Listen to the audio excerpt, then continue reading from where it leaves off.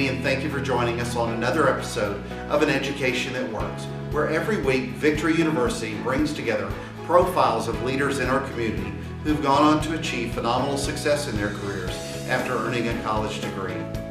Well, on today's show, you're going to meet a remarkable young woman who's gone on to achieve great success as an attorney and a former judge. Michelle Alexander Best has spent a great deal of her time in our community as well, advocating for the rights of people affected by domestic violence. So join me now and let's learn some of her success secrets on Victory University's An Education That Works.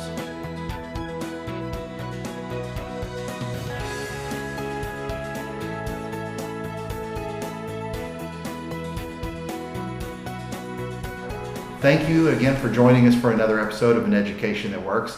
I'm here with attorney Michelle Alexander Best. And Michelle, thank you for being on the show. I'm glad to be here. So if you will, tell me a little bit about your own education and how it got you to where you are today in your career. Okay, I'm a native Memphian, so I attended Lester Elementary. And then when the busing situation came, they bused me to Treadwell. So from middle school, from where I actually was junior high then, to high school, I attended Treadwell. I graduated in '79 with honors, got several scholarships to go to several Ivy League schools, but chose to go to take the academic scholarship in Mississippi Valley. So that's the college that I attended initially. Got homesick after about a year, came back to Memphis and went to University, well, it's Memphis State, University of Memphis now, and I graduated from there. And I got a scholarship to law school. And I attended University of Memphis, we call it Cecil C. Humphrey School of Law. And I got my law degree there. Initially, after I got out of law school, lawyers were not making any money. I worked for the state of Tennessee and went to law school at night. So initially I did not practice law. And I worked for the state as a social worker throughout that time, and I went to the Department of Corrections. And so finally in 1991, I did decide to leave that state job and go to work for practice with Sam Perkins at Perkins and Wilson's law firm. And from there, I practiced law, and then my son went to college, and then I went to work in the public defender's office, and I still practiced some on the side. And I did that till I got elected to judge in '98, and I was judge from '98 to 2006. After 2006, and I went back into practice, and I also do public defender work. And so that's what I'm doing now. I'm in private practice. Well, did you always want to be an attorney? I mean, when you started thinking about, and I'm talking about this all the time. You know, there's fireman, lawyer, doctor, you know, the usual things that kids want to be when they grow up. Is that what you wanted to be? Well, I think what happened when I realized was that I was an advocate for people that would kind of be the underdog person, the people would get bullied in school. I would always try myself to be the person who would speak up for the person. And so that's what I would do, would speak up. And so I found all those through that time that I would be a person that normally a person would advocate for the less fortunate person. So yeah, I do remember my high school rubric saying I wanted to be a lawyer. Well, when you look back, especially with lawyers, I always ask this question: what kind of character inspired you? I mean, one of my own favorites was Atticus Finch. You know, really? To Kill a Mockingbird, Harper Lee's. I guess Perry Mason. We all grew up with Perry Mason. Yeah, pretty much. Then we later on just got you had Matlock and people like that. Sure. But I watched them, but I don't even think when I was watching, I was really looking towards them to be an attorney. I think it's just a good show when you enjoyed the courtroom atmosphere and you enjoyed the adversarial system that was going on. Well, when you look back at your college experience and what you learned, what do you think were some of the things you picked up in your undergraduate degree? When you think about your time at the different schools all combined, what did you learn that helped get you to where you are today? Well, I think you definitely be dedicated, and you have to have goals. You have to reach those goals, and I think the cooperation. I remember my first year in college until I lived in a dorm, and we had what we call a matron, and so she had us to be accountable. I think students a lot of time are missing the accountability to say, okay, Michelle, you know you got a deadline for stuff, and do you have a deadline and kind of staying on top of you like that? So I was a first generation college graduate, so I didn't really know anything about college, anything about that. So, but I realized that I need to do well. I was a good student, so studying wasn't a problem, but it's just being disciplined, because now you're free to do what you want to do, but you have to stay focused and be disciplined and you be involved. Now I always believe in students being balanced. Academic is wonderful, but also kind of enjoy yourself during that process. And then that time, I was in the band during that time, and so I actually was a majorette during that time. So I kind of tried to balance it out. I also tutored athletes. And I used to always think that was kind of strange, like why I end up being tutoring athletes. But I realized that athletes sometimes they're not really inspired to learn. And so the coach asked me if I would try to help some of the athletes, based if I was in school on an academic scholarship, and I tried. And I realized that sometimes it's our fault because we do the work for them instead of make them do the work themselves, and realize you do have the potential to do it. You might take you longer to do it, and I have to do it. But let's put some things together to make sure you'll be successful. You ain't gonna always have a tutor. You ain't gonna always be an athlete. You got to be able to learn to take your own business. And so a lot of times I would clash a lot of time with the athletes because I said I'm not gonna do your work, but I'll be here to help you. So I think learning, using the schools, the tools I had to help others also kept me focused as well, because I realized that I had to get through these years and do the right thing and be involved. And then I also love to help people, so it was my way of just staying focused.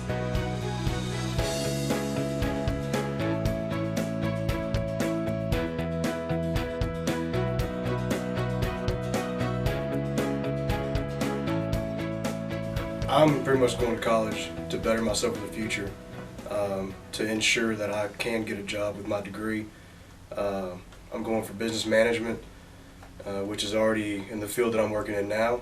So I feel like in the future it's just going to make me even more successful. I'm also going to college to really open up to people who think that they can't, because I'm kind of older. So a lot of people that are in my position and my age kind of lose their motivation to go to college. So I'm kind of out there to say if I can do it, then anybody else can do it also. Well, for me it's important because you never know what's going to happen. I mean, the way the economy is, no matter how much money we have as a family, I could lose everything. And just like anybody else could lose everything too. Especially with a small company, that we have created, anything can happen.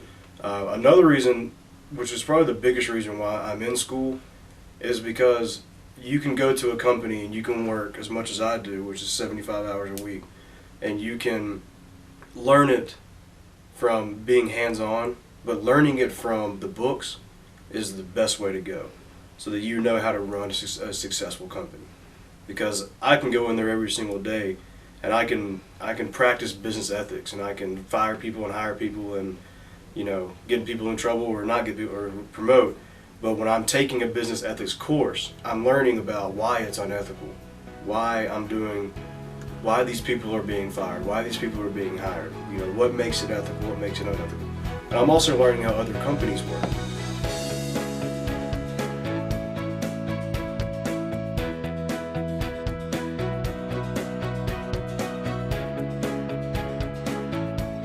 When you look back at your own experience, how do you feel like as a more competent attorney today than you did starting out? I think because when you develop those skills early on, like listening and paying attention and fighting for people and realizing that there are problems and realize thank God there's a system available that we can advocate for other people. I think those are skills I developed early. And then also I went into law because it is a field what you can do to try to make a difference in people's lives. So I think if you sometimes like the scripture said, we perish because of lack of knowledge. So sometimes people are in situations because they don't know any better, or nobody's ever tried to go back to help. So I look at it as my practicing law as a way of always trying to help or trying to share information, educate. That was one of my advocacy when I was on the bench as well, is that a lot of people don't know anything about our system. They know that there's one court system. They think 201 pops on the court that's available. Whereas you got federal courts, you got bankruptcy courts, you got civil courts, you got city courts.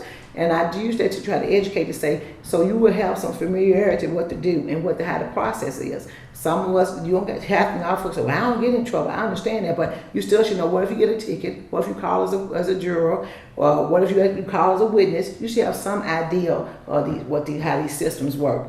So my experience is growing up and realizing that, with me being an African American, being a female, is that I realized that sometimes you start, what society said, you start behind. So you got to discipline yourself, you got to prepare yourself, and you got to do the best that you can. And at the end, if you've done the best you can, you're okay, so you can go home and live with that. But I think we should all be trying to grow and do better. So as in the legal system, that's what we're trying to make it better for somebody. It's an adversarial system, so sometimes everybody's not going to go home happy, but at least you had your day in court. And at least somebody was there to try to help you. And hopefully things will change, the laws will change. One thing about practicing law too is we can have change. It's because laws change every day. Like you said, I have to look up something every day to make sure that law hadn't changed. So in life, it encourages people that we can change as well. You know, just learn what you can do it a little bit better the next time. Like I said, why you think it's called the practice of law? Because every day we get out and we practice, and we practice the skills we have, and then we try to learn something new as well. And we continue to try to make the system better. Well, you've been an advocate for protecting women in particular. Kind of talk a little bit about that stance and what you've done to help the community. Well, I was a domestic violence judge.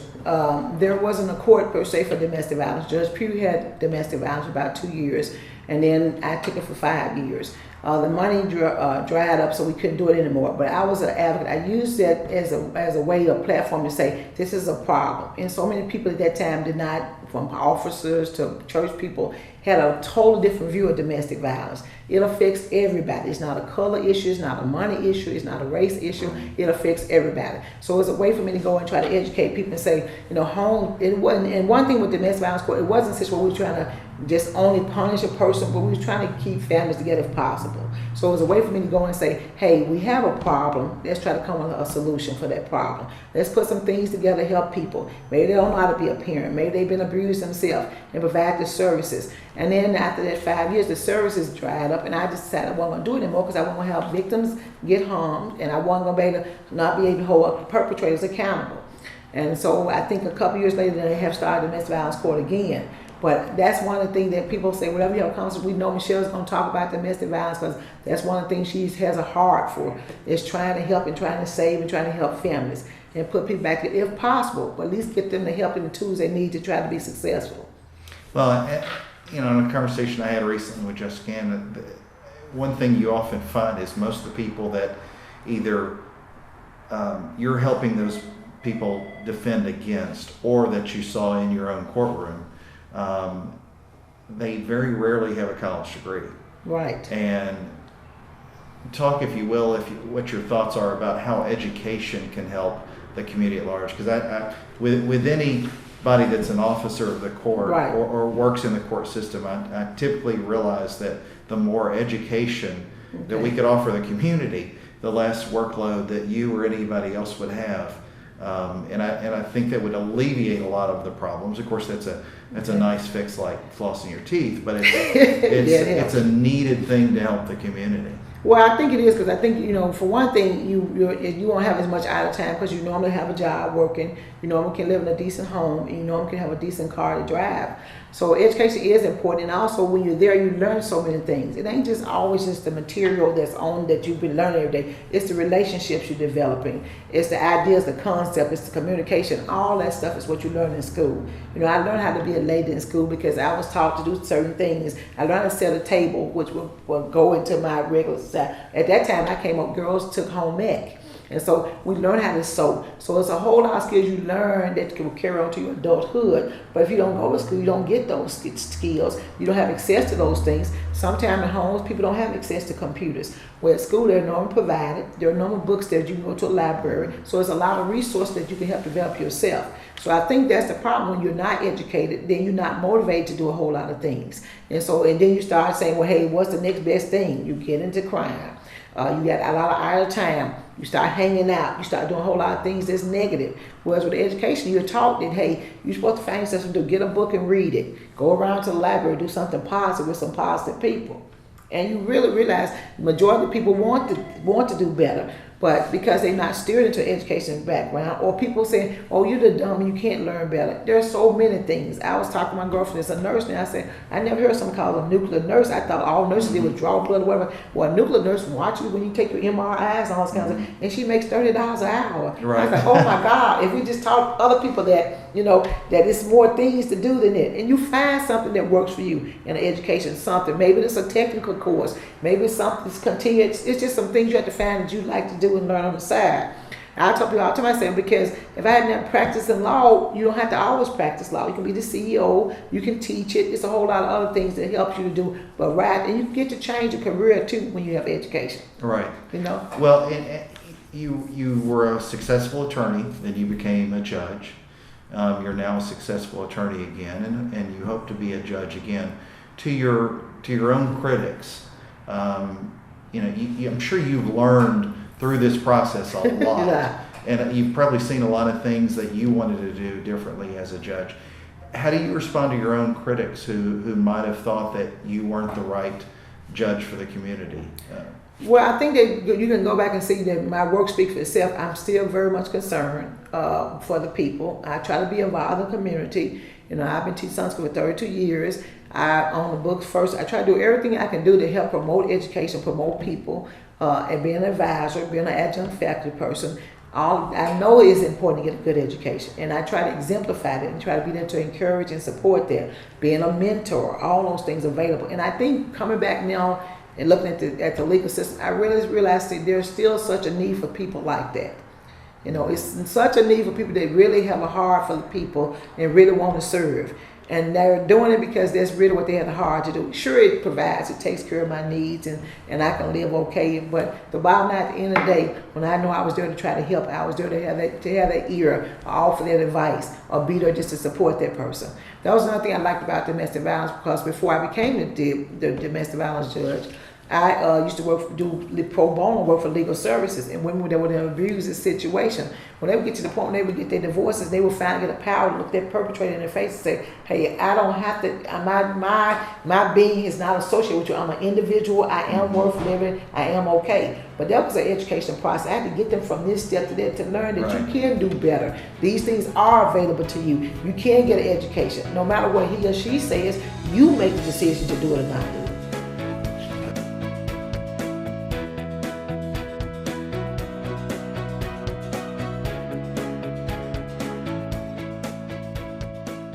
It's good to go to college because you can get a degree for what you want to do, and then you could probably, well, not probably, but you will get a better job. Well, if you have a degree, you'll have a better chance of getting that job before the person who doesn't have a degree. It helps me stay on top of my game. So if I want to do well in track, I know I have to do well in school, because then if I do not do well in school, I will not be able to run. It's important to be a Trinity Scholar because taking the courses that we have to take, it makes you think critically, which is what I need to aim to do. Because I feel like I need to work on it more.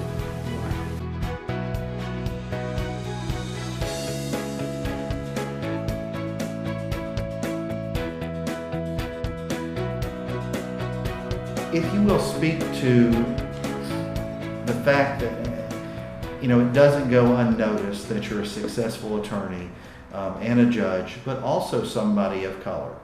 And being an African American in the community and being a female, there hasn't been a lot of that influence within the court system over the years. And as we progress, how can you help the next generation of both African Americans and females to aspire to be where you are in your career? Well, I think if you let them know there's just no limit. I mean, there are barriers. Sure, there are barriers. I know you hear all these jokes about all these millions of lawyers like that, but how many of them look like me?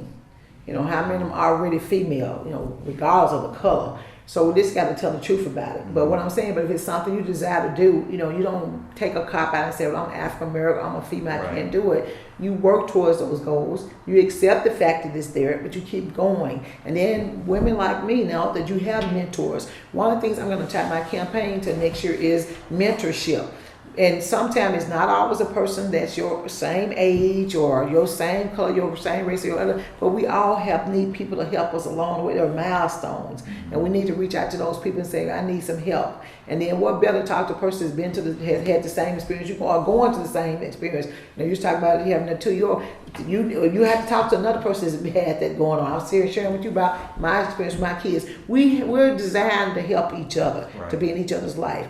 And so that, to me, that ends up just being a cop-out. It is what it is, but am I going to let that stop me from being successful? If I never been on the bench, I've done that. So I tell people all the time, I say, I'd love to go back and would love to do it again. But if I don't, when you see my history, you read my obituary, it'll say that I did it. And that's what's so important to me, is that I tried. Now, was all the obstacles that we had before are not nearly as many before. I was laughing because I remember when I came up, it was only really 2 or 3 females with my girlfriend, Rita Stotts. It was Ruby Ward, and it was me or something, walked the hallways of Silver Court. But the bottom line is that we were there. And we did try to reach out to each other and support each other. And I do make it a habit of mine. That was another thing I did when I was on the bench, was try to educate them young lawyers. When they come in, I would acknowledge them. I would offer my service and say, is there anything I can do to help you? Matter of fact, when I was a domestic violence judge, they used my court as a training ground to help train the prosecutors, help train the public defenders, and help train other people in the courtroom, because that was a courtroom that did everything from preliminary hearings to trials or whatever. So we had all the dynamics of whatever the crime was, whether it was a murder case or it was an assault case or a burglary, because of the relationship between the people. That's why I ended up being in that particular court. So you use those things, you know they're there, but you just don't use them to stop you from doing it. Mm-hmm. Well, speak to, if you will, Sheila Beasley, who's a friend of ours, Yes. Who's a practicing attorney, successful, Yes. and is also a professor at Victory. Speak to how that real world experience that you bring as an adjunct can Right. help students, become, learn more. Well, it helps because they let you know about us preparing, and you got the best faculty that's there, and they're showing their Right, life exactly experiences. So you got students that had the same obstacles you had. They're now teachers and your adjunct professors, and then they can share their experience with you, and they can help you. And so also it opens doors for you. One thing I also do is that I, as a faculty person, I always allow people on the profession to come and talk to my students. I always try to let them do internships with them, or I make my students go out and do a volunteer project and say, hey, go out there and do the cancer project, or go ahead and do the diabetes cancer, and that gives you an idea of what real world experience, and plus it gives you connections for jobs. Well, if you look at Victory's own population, we have a lot of daytime students. We have a lot of online students. We've seen a phenomenal amount of growth in both. One thing that's been really strong for us, and something you brought up earlier, was nighttime students, which has been a really important part of our own population.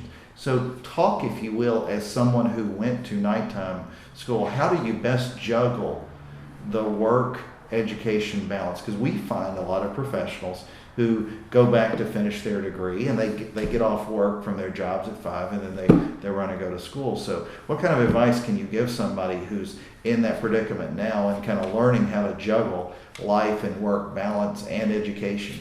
Well, you have to make sacrifices. If you're gonna go to school, like I went to law school at night and I worked a full-time job in daytime, I had to balance my schedule. So my lunch sometimes had to be to read.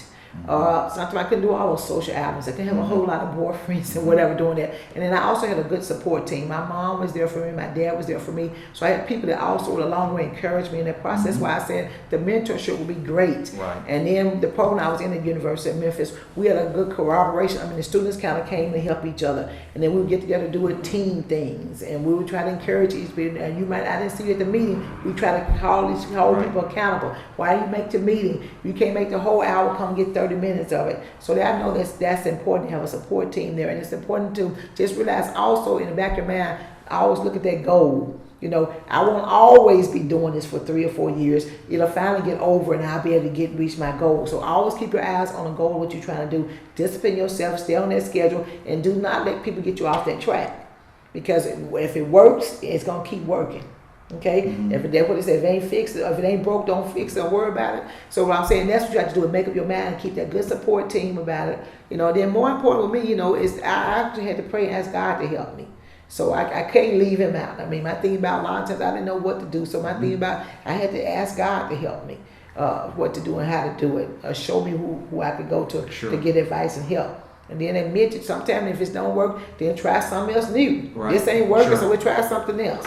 So what advice do you give to colleges and universities today to help them better prepare their own students so that they enter the workplace as better professionals in the future?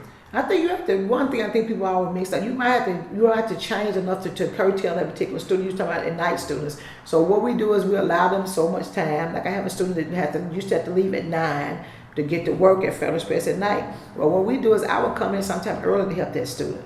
Or I would get that student some extra stuff to do online and check in and stuff. So with the technology, it's a whole lot more things you can do. And you got to just change, adapt. And even though, we may have a strict curriculum, it's nothing wrong with us making change to make the students adaptable for that. So I think one thing you got to do is find out, take a student individual. We have a goal, but let's make sure we take care of those students' individual needs. So we can make them be successful. We want every student to enter Victory University to graduate. So, but all of them are not at the same level. Sure. And some may take a little more care, and some may graduate before. But I think you curtail the program particular around, you have your main goals, but then also curtail the program around that particular individual. Then the individual will be successful, and also again building accountability. One thing we do is we always say, well, if your students don't come, you call and check on them. Well, you okay today? It may take a little bit extra, but that's letting somebody know you care and we notice you. And people tend to do better when you realize I notice you or something's going on with you or what we can do to help with you. So I think if you just kind of curtail, have everything you need to do, then also make that student, every student feel they're special and they're unique to you, okay? And you want their success. You want to do all you can to make them be successful. I think the university will have a wonderful turnout. I think they have an overflowing of people who come into the school, and I think we will always be known in the community as a wonderful college. Well, I'm glad you said that, because I think that's one of the things we pride ourselves on. We've got a fantastic faculty, and one of the benefits is that they are able to offer that personal care and touch that sometimes bigger universities miss out on. So, I think in reference to something you said earlier, if you check it off on your obituary that you got there, I think if the worst thing ever happened is you continue to be an extremely successful attorney, you will have done a lot to succeed. And I just want to thank you for being on An Education That Works, and wish you the absolute best. Keep up the good work. Thank you. Thank you.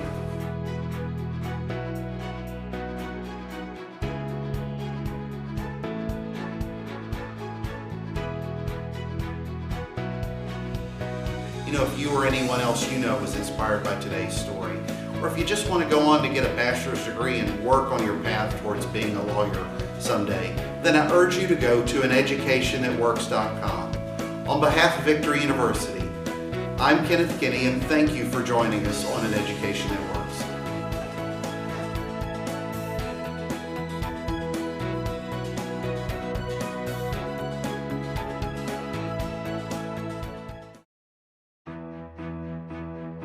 You'll remember these days forever. That sense of pride and the years of accomplishment in your hands. The friends and relationships that will last a lifetime. Victory University offers a quality Christian education with degree programs that can fit your schedule. An education that cares, an education that believes, and an education that works. This opportunity has never been closer, but you must act now. You're almost there. What is your victory?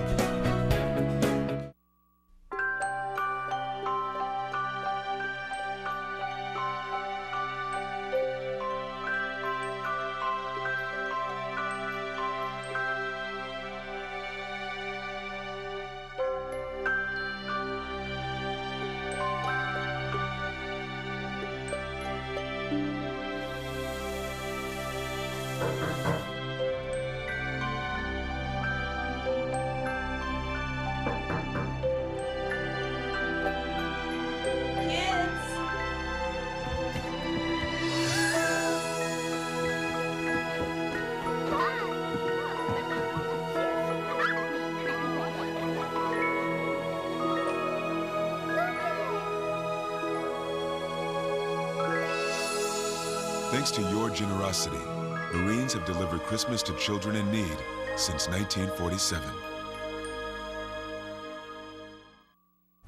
Join us for An Education That Works this and every Tuesday at 8 a.m.